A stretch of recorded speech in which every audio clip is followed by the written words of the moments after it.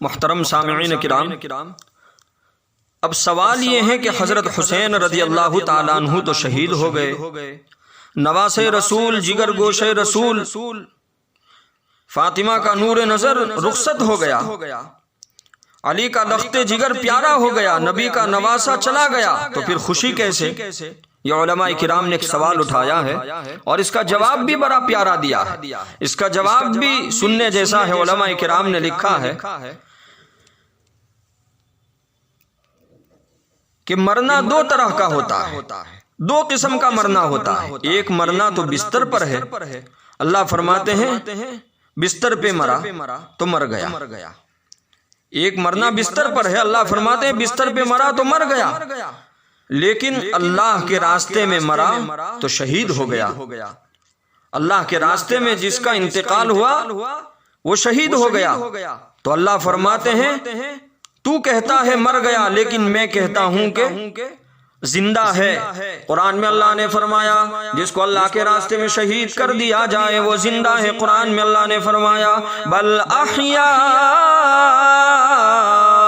عند ربهم يرزقون،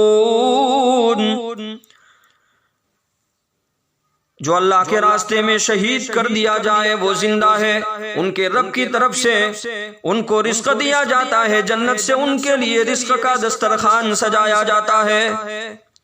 بخاری شریف میں ہے آپ صلی اللہ علیہ وسلم نے فرمایا خدا کی قسم میں یہ چاہتا ہوں اللہ کے راستے میں شہید کر دیا جاؤں۔ شہادت کا درجہ بہت اونچا ہے اور شہادت کی بڑی فضیلت ہے۔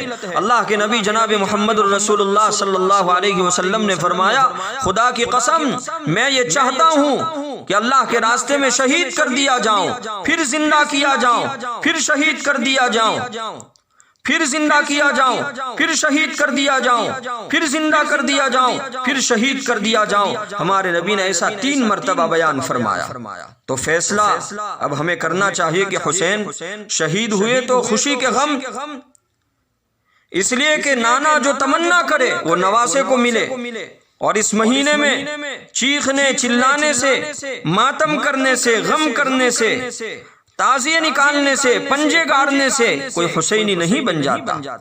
اس لیے میرے بھائیوں یہ چیخنا یہ چلانا سب غلط ہے، اس لیے کہ ماتم کس پہ کیا جاتا ہے؟ جو مردہ ہوتا ہے اس پہ ماتم کیا جاتا ہے، اور حسین تو زندہ ہے، بلکہ یوں کہیے کہ حسین رضی اللہ تعالیٰ عنہ زندہ تھے، زندہ ہے اور زندہ رہیں گے قیامت تک۔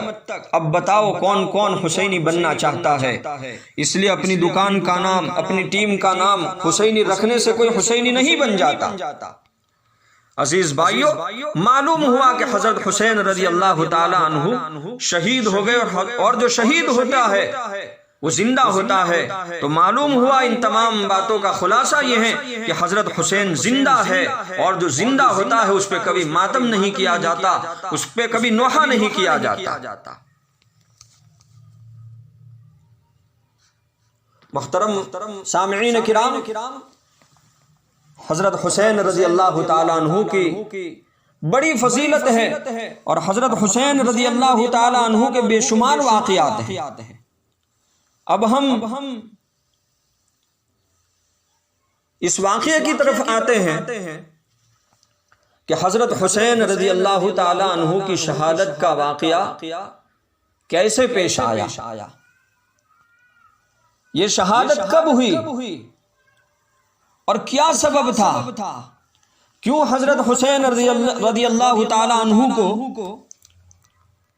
اپنے خاندان والوں کے ساتھ کیوں شہید کر دیا گیا؟ تو اس کے بارے میں ہم مختصر طور پر عرض کرنے کی کوشش کریں گے انشاءاللہ تعالی۔